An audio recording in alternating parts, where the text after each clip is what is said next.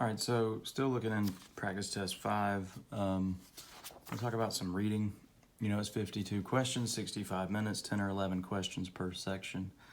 You have about 13 minutes to do that in, and you know, you have your magic number in mind. So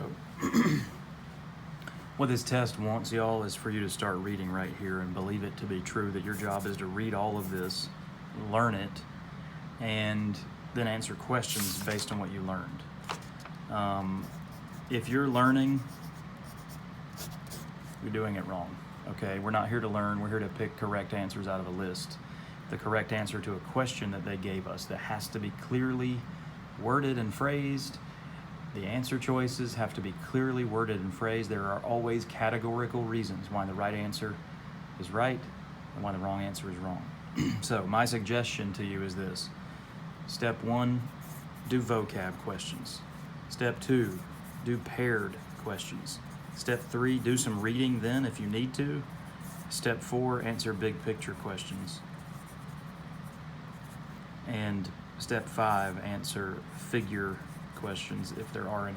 2 of the reading passages will have figures that go with them. So here's what I mean when I say that. Like, what do you mean? You're going to answer questions before you do any reading? Yes, we are. Step 1, you go straight to questions that look like that right there, okay?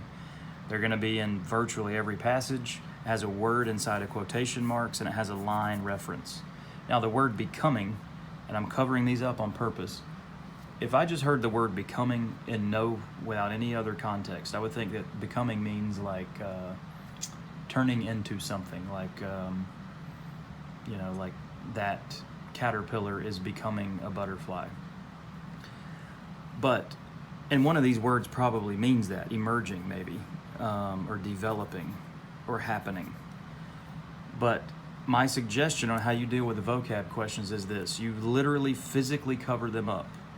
You look at that word and you go to that line and you see how it's used in the context of this passage. So I'm going to line 93. What I would do is circle the word, and then I'd read that whole sentence. He was always there, tugging at Mr. Peters' elbow, making him do things that were not becoming in a man of 45. Well, that does not mean the same thing as the caterpillar word becoming, right? And that's usually how it will be. Your first instinct of what a word means is not how that's going to be used in this context. Not becoming in a man of 45.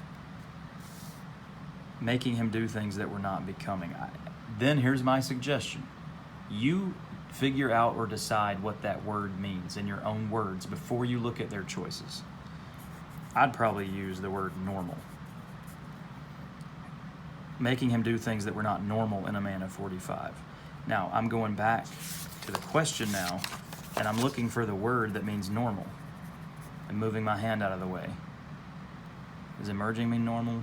Does fitting mean normal? It sure does. Bingo. That's how vocab questions work. Let's do, in real life, my suggestion would be stay inside of this passage, but what I'm going to do right now is go to the next passage to show you a couple more vocab examples. Here's the look of them again. Word in quotation marks that give you a line reference.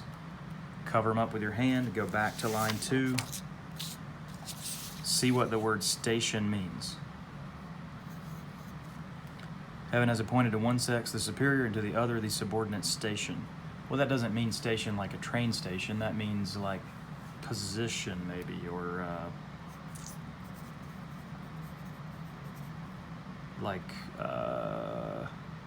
social class maybe. I don't know, whatever you think. I mean, I would go with position. Now I'm going into this thinking, okay, I'm looking for something that means position. Region is more like a geography word. I mean more like social position. Studio would be like a radio station, right? District is more geographical. Rank is bingo. That's social position. All right, next, peculiar, line 12. I'm not looking at those. It was designed that the mode of gaining influence and of exercising power should be altogether different and peculiar. Okay. Different and peculiar. I mean, pretty much that might mean the word different. So I would be going into this looking for something that means different. Eccentric does mean different. That's what I would call a negative word. Surprising, maybe that would be a positive. Distinctive is a positive different. I think that's the answer. Infrequent's definitely not it. Surprising is like, doesn't really mean different, okay? Eccentric means different in a negative way. Weird might be a word. Distinctive means different in a positive way. So that's how I would do that. Now, if you get it down to two choices like this on vocab, and you got rid of two that don't fit, here's a thing you can do is take these words, the answer choice words, and put them in place of this word in the context. So if we go to line 12, it was designed that the mode of gaining influence and of exercising power should be altogether different and eccentric. Should be altogether different and distinctive. And sometimes you can feel which one of those lands better, which one feels better, because it ought to flow and make sense when you put the correct word into it. If you put rank here, heaven has appointed in one sex as superior to the other, the subordinate rank. That fits, it flows, it makes sense. So that's how vocab works. Cover up answer choices is the way that reads on your strategy sheet. And I'm going to let this kind of stand alone as its own video, and then I'm going to switch over in the next one and show you how paired ones work. Paired questions. Thanks.